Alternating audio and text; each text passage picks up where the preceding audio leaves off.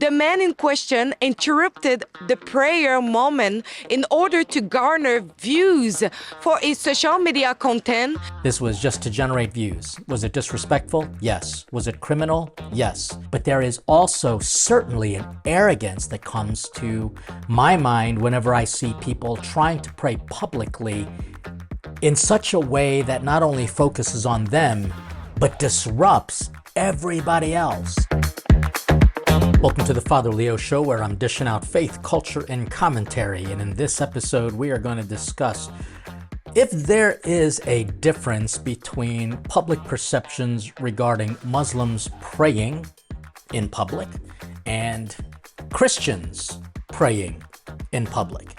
And this was all spawned because of a video that I saw a couple months ago, and only now am I doing the research to actually investigate it more, of a Muslim who actually went into a Catholic church in Quebec and prayed his prayers during the Mass. So we're going to jump right into that. But before that, please make sure you like, subscribe, share, and comment. It only helps us in our ability to continue to do what we're doing. And please, please, please consider making a $5 a month donation to our Patreon community, which gives you access to a lot of content, good content, as well as some special perks. And again, the whole point of this show, I'm going to be very clear right now, is to make sure that we're not using what we're seeing on social media to make us mad.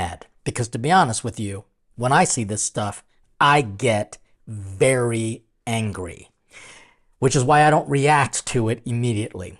I want to kind of give it some thought and then put on a show like this to help Catholics who want to understand what is going to be a proper Catholic response when they see something like this. So let's just jump right into it with my comments regarding faith in the public world between Muslims and Christians. We have to admit that right now praying publicly is a challenging thing for everyone. The people who are doing the praying publicly, as well as for people who are in public having to see people pray or hear what they have to say in public. Street preachers have always annoyed us and just kind of aggravate us. You know, even as a Catholic priest, whenever I hear a street preacher, I sometimes wonder, is that the best way to approach evangelizing the faith? But it gets a little bit more challenging when we discuss the interreligious aspect of where is it appropriate for people of different faiths to pray. And it all started with this unique video. Excusez-moi, mon père. Je trouve pas de mosquée. Est-ce que ça vous dérangerait si je prie juste là? Donc c'est un lieu saint. Ce que je comprends, c'est que la personne qui est venue faire ça. So you see, basically, this is coming from Rebel News, that there was a man who walked into a Catholic church in Quebec and just basically laid down his prayer mat and he prayed while someone was actually filming him.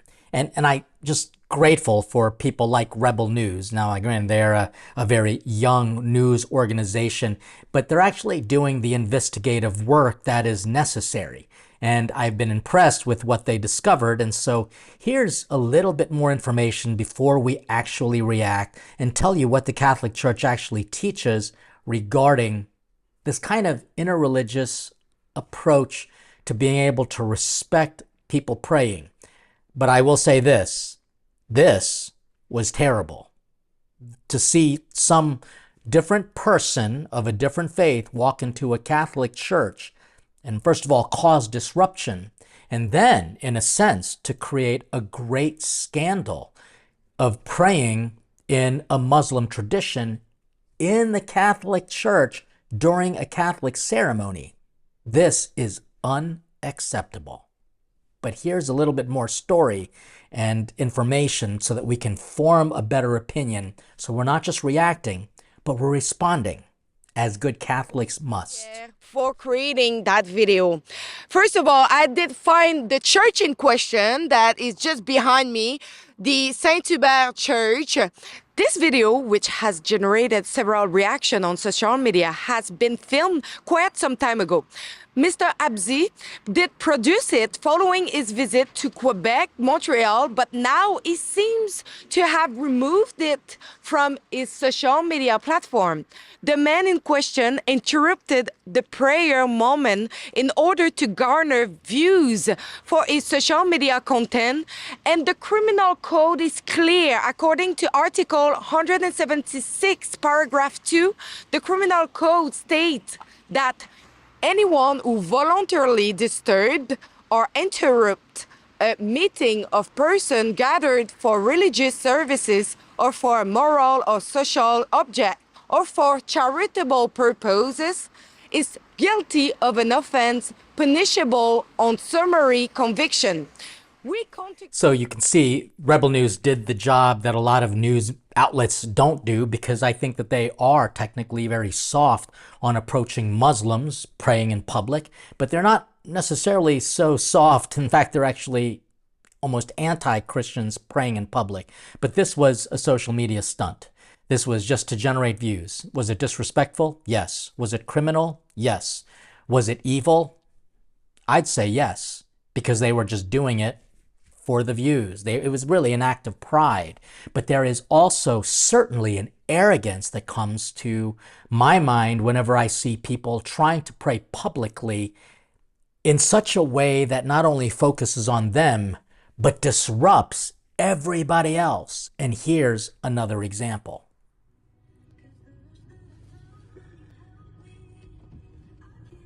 We have a guy literally stopped his car. Benzin to jest, kurwa, droga benzyna na chuja. Merony tak, ten kurwa, się młody na ulicy jebany. Nie, chyba nie. So we just have a guy stopped his car so that he can get out and he can pray kind of right in the middle of the street.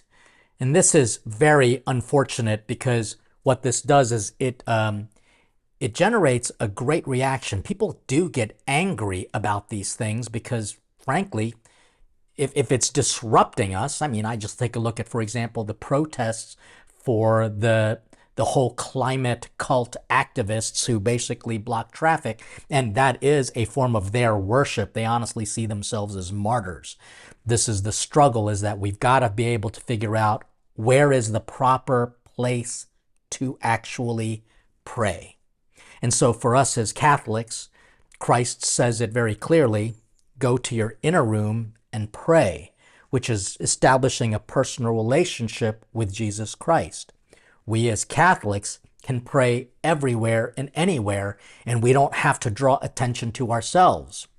We can be meditating, we could look at the Word of God, we can be praying the Rosary, but the place where we come together and pray is obviously in a church, preferably in front of some holy image, and always, because a church is really God's home, if Jesus dwells in there, then it's got to be within the context of the sacrament of the Eucharist, held in reservation in a tabernacle.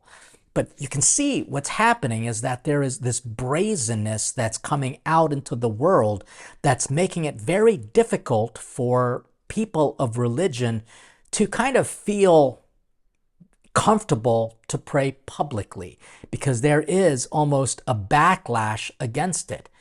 But is there a developing culture that is harder on Christians to pray and almost softer on Muslims to pray? Let's jump into it with a kind of a review on what culture says about praying in public.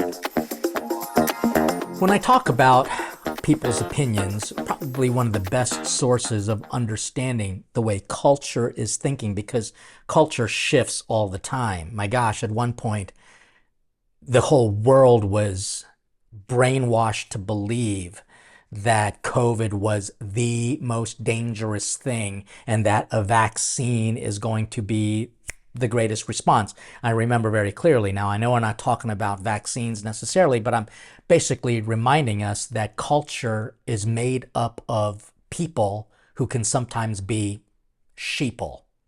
No doubt about it.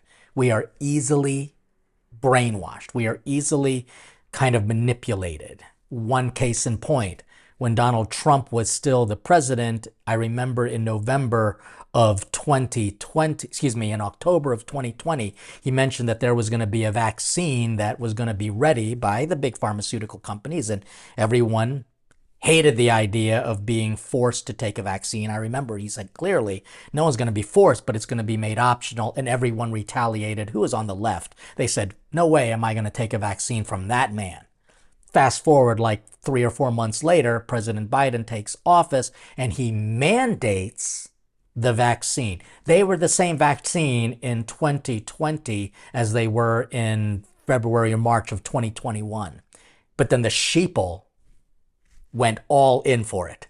They were just like, this is the greatest thing. He's saving our lives and he's saving everybody. And so we've got to take this vaccine. And everyone was forced to take it. And people who weren't willing to take a vaccine, under which president they didn't care, they just didn't want to be forced to take a vaccine, were treated so badly. I'm using this as an example because that is a cult mentality that forces onto the public an agenda, and it almost becomes like their Holy Communion. Taking a vaccine was more sacred to them than receiving Holy Communion, which, remember, Catholics were forbidden to actually receive. And I talk about this only because when you take a look at the Pew Research, I look at the way the research just basically asks a question and they measure how people honestly answer. First of all, we know that Muslim sentiment of support is growing because Muslims are growing. By 2060, there will be whole cities in America and certainly, most definitely in Europe, where Christians will be the minority and Muslims will be the majority, in part because they are having more babies than Christians, which is a whole other conversation. But we can also just ask the questions about how do Americans, for example, view Muslim and Islam. And what was interesting is that they kind of gave a feeling thermometer, 0 meaning very cold and negative, and 100 being warmest and likable, positive rating. And in let me see when this date was done. Yeah, so in 2017, the research showed that people had about a 48-degree approach to the Muslim and the people of Islam publicly. In other words, about 50% they didn't care. It was like some liked them, some didn't like them. So at about a 50% range of likability. But this is the same kind of statistic for atheists. So what can you say about that? But there is a higher degree, at least in America, of people who view Christians, or more, common, at least in America, Jews, Catholics, and mainline Protestants and Mormons and Buddhists and Hindus had a little higher degree of likability. Why are we bringing this up? Well, we're bringing this up because when it comes to praying, first of all, we've got to see that there is certainly two kind of reactions. If you agree with somebody, you're going to like them. If you disagree with them, you're going to dislike them and want to limit their ability to spread the message. And when it comes to the public realm, where should prayer take place and what exactly is happening? Because let's just admit, there is a little bit softness when it comes to Muslims praying more publicly as opposed to Christians. And I get that because there was one particular, there's a lot of videos actually of, say, Muslims taking over entire kind of squares and kind of praying publicly. I mean, they're just kind of out there praying in large groups of, men particularly. And we see this even growing in public campuses. where, for example, during the recent, they are riots, they cannot be called protests only, they became riotous, where you saw a bunch of college students starting to go to the Muslim call to prayer. It's perfectly fine. However, the Muslim call to prayer condemned things like, homosexuality, and a lot of the people that were there would consider themselves gender binary or gay or trans. Would they be well accepted in Muslim nations? I doubt it. But because there is a sympathy developed for, Muslims, especially in Palestinian countries, in the Palestinian territory of, say, Gaza and the West Bank, they're kind of being more, how shall I say, appreciated. And so here's an example of a street preacher being kind of harassed, bullied by the British police. Check this out. If you preach in here, it also depends on what you say, because you might be committing criminal offences as well. When you, Any homophobic comments? yeah, if you make members of the public Yeah, harassment, alarm, distress, yeah, it's a criminal offence. I'm aware of that. Yeah. Yeah, so that's what we're not really doing that. What we're doing is about preaching our religion. Can you provide me with the details, yes or no? What details are you requesting? I need your name and your address. And your Okay, date of so birth. can you explain to me why do you need these details? Pardon? Can you explain because I don't understand why. Okay, currently there's allegation. Okay. It's an offence. So what allegation was it, sir? Hate crime. Hate crime. Section So- public order offence. So what was Section said? 4A. What was said to cause the hate crime, sir? Homophobic behaviour. Give me an example, sir. Homophobic. Give me an Pardon? example. I've not heard anything. I'm not saying I've heard anything. Someone's called us, okay? It might be completely untrue. It might be true. I do not know. If you don't give me your name and address, I have grounds to arrest you. Google it. It's code of practice, okay? I'm aware of I can that. arrest you. I know. suspicion. That's Okay? It's fine. I appreciate that. Can I confirm you're aware of the allegation now that's Now, been made? I'm still not aware. That's why I want to ask you some questions, yeah? So what aren't you sure of? I can see you smiling, so I think you're finding this a I'm bit smiling rude. because I'm a friendly person. I'm going to ask you one last time, otherwise you're going to be placed under arrest. So I'm going to ask you for the Excuse me. final time, sir. I'm not asking anymore. Excuse You've me. been asked too many. Okay, this is a kind of nonsense. There are street preachers all the time saying that if you do this, like sin, particularly probably homosexuality, you're going to go to hell. This is generally coming from the Protestant tradition. And these are fundamentalists. I mean, I've been accused of terrible things as a Catholic priest by Protestant people preaching on the streets, and they accuse me of being of the devil and I'm going to go to hell unless I am a part of their church and do what they tell me, then I'm going to be okay. But you can see there's a real great struggle here. If a Muslim group of people, just a group of Muslims, preach the same thing, first of all, would they do that publicly? Would they do that publicly? I've not seen Muslims preaching like that. I have seen, cases where the Muslims practice Sharia law, which is a law-based development from a couple different sources, including the Quran and the oral tradition and the local custom of whatever the head preacher imam is telling people. So there's a lot of things that can be made up for the Sharia law, which is different from canon law, because the canon law is, for the Catholic Church, is very clear. It's based on natural law as well as scripture, tradition, and obviously backed by the magisterium. Sharia law is a lot more subjective, much more subjective. But to the point, I have not seen Muslims preaching the way, say, a Protestant preaches publicly. I've seen influences where there are large Muslim groups where they will impose kind of a behavior, covering women, for example. If they were to see, a gay couple, they would put a stop to that. They would certainly go in and interrupt that. So publicly preaching, it's a very unique thing that we've got to pay attention to, because when you kind of look at this particular example, people are going to have sympathy for the preacher if you're a Christian.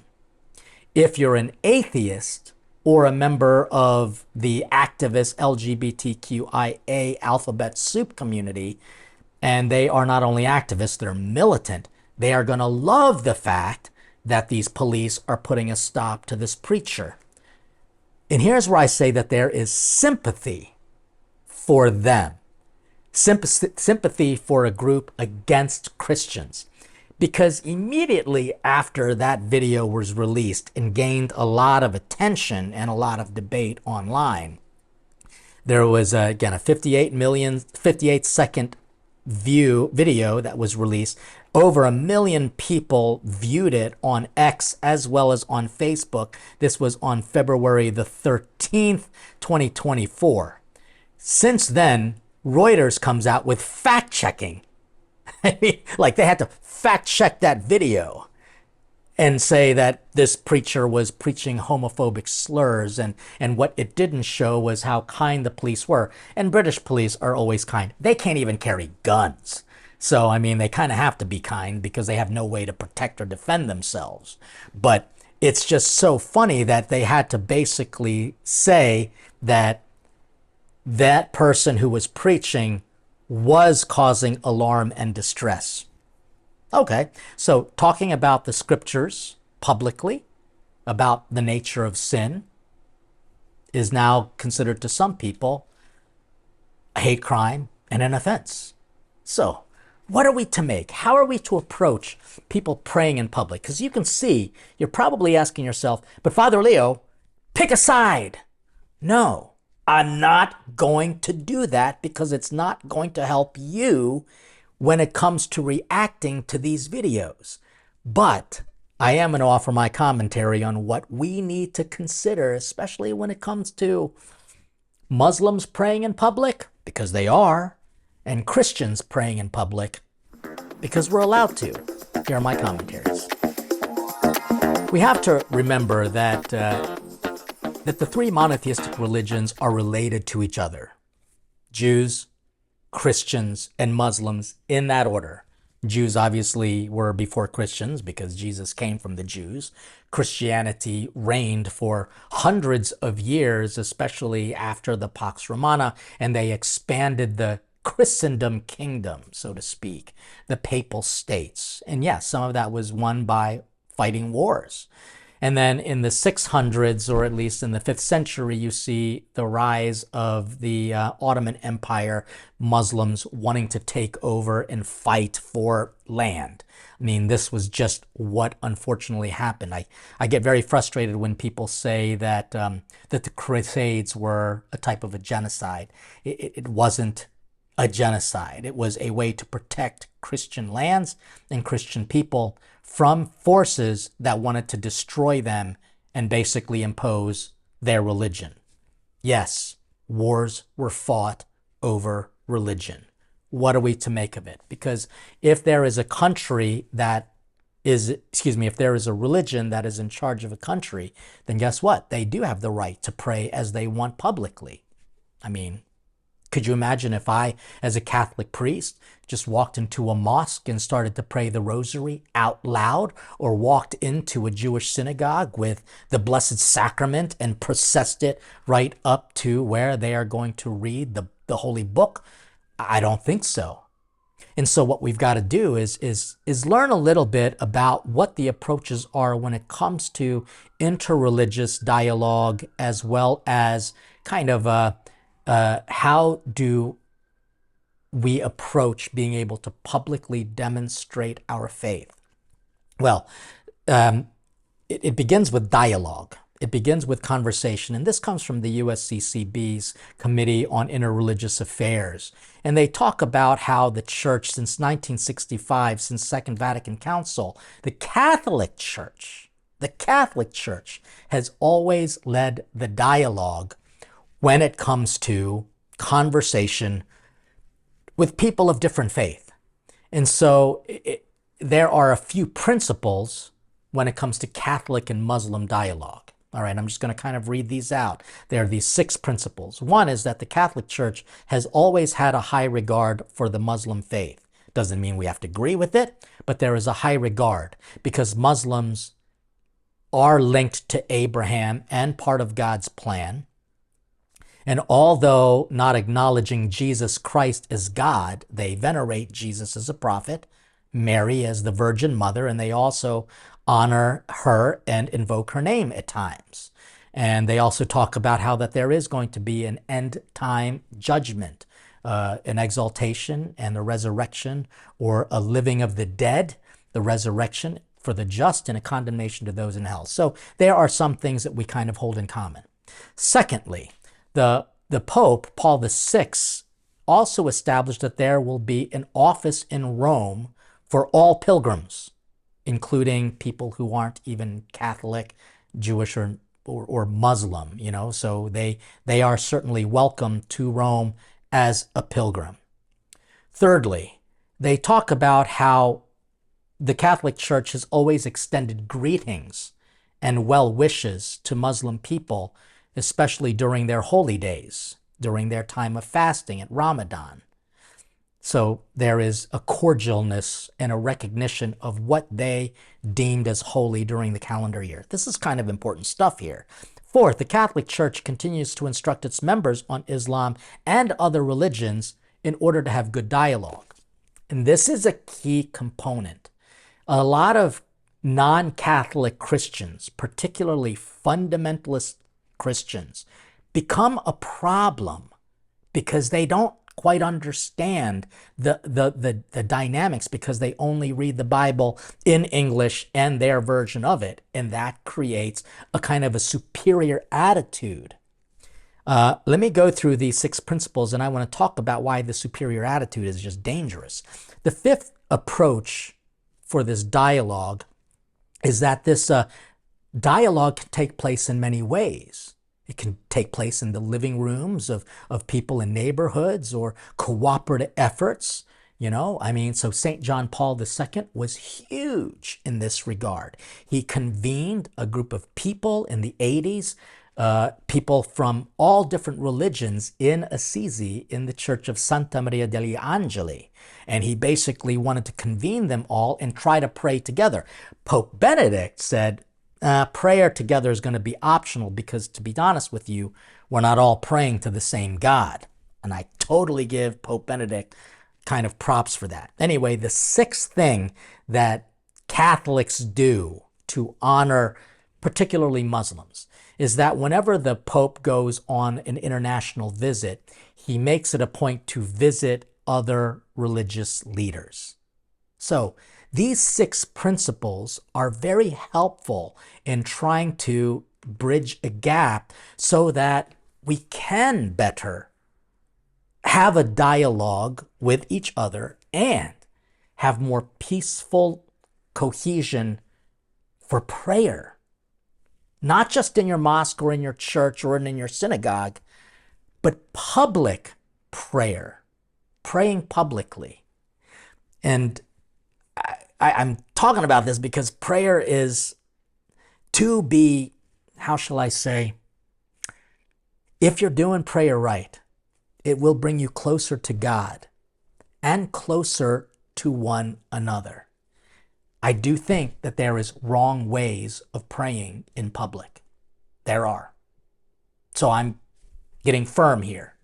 What that Muslim did, going into a Catholic church and praying his prayers in a Catholic church, all for views and clicks, while you have the person who's filling him, you know, lightly saying Allahu Akbar, that is wrong. That is evil. That is destructive.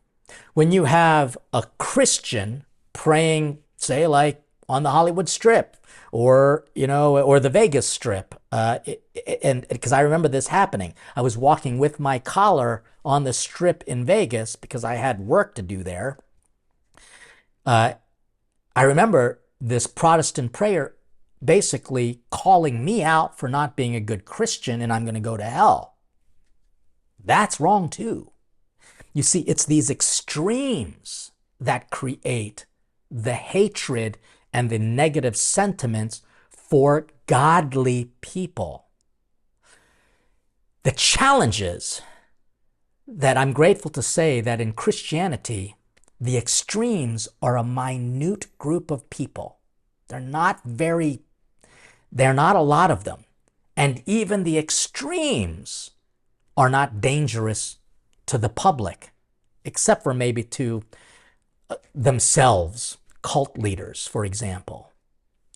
The problem that we have is that there is a growing sentiment for our Muslim brothers and sisters, and that's fine. Have a growing sentiment. We disagree fundamentally on a lot of things, but that doesn't mean we have to have wars against each other. The difficulty is that of the 2 billion Muslims, there is about 20% who are extreme, who believe that Muslims have a right, in a way, to practice intifada and to start jihad wars. And that is 40 million people. And as it continues to grow, and you see, say, for example, in Venice Square, or in some, in a big square in Rome where there were Catholic churches, you see it's filled with Muslims praying. It causes a little bit of consternation, because we don't know if of those people there, how many of them are extreme and want to simply take over. It's a really challenging topic. And so while I might offer commentary, I can't offer anything conclusive except for, if you truly are a person of faith, whether you're Jew, Christian, or Muslim, you're going to want to spread your message of God, who is love. We're not going to want to threaten other people who don't agree or pray the way we do. We will respect different forms of prayer because there are different religions. We've got to understand that we want to respect that. I don't ever want to interrupt it. But if you truly are a person of faith, and you're going to want to try to bring people of religion together, that's why the Catholic Church, I can tell you, is the true religion. Because we're the only real institution that's bringing people of different faiths together in real ways. And do we need some work on that? Oh my gosh, absolutely, because we're made up of humans. But we're also not going to want to do harm to other, but to promote goodness. You see, I just look at, for example, Constantine, when he established that Christianity should not be persecuted in the 300s. He opened up Rome so that we can have other religions come. But don't try to take it over, because it belongs to Jesus Christ. And so when we look at praying publicly, these are very challenging things. What I recommend is that we pray better privately, and then pray well together as a community. And then when you go out into the public, let your actions be your prayer. Those are my thoughts. I hope that this help you in kind of maneuver through all of these very challenging things that we're seeing online. Please make sure you like, subscribe, comment, and share this with others so that we can have a real pastoral approach to all of these things that kind of want to make us mad, when in fact we should be really learning our faith so that we can respond with responsibility. And the only way we can do that is if you're also willing to support us on Patreon, $5 a month, or there are other options where you can even donate more. You could be listed as a kind of a producer for the show. That would be awesome. To get some more support, just do that on our Patreon, and we'll look forward to working together so that we can continue to dish out faith, culture, and commentary. God bless you. In the meantime, stay hungry for God.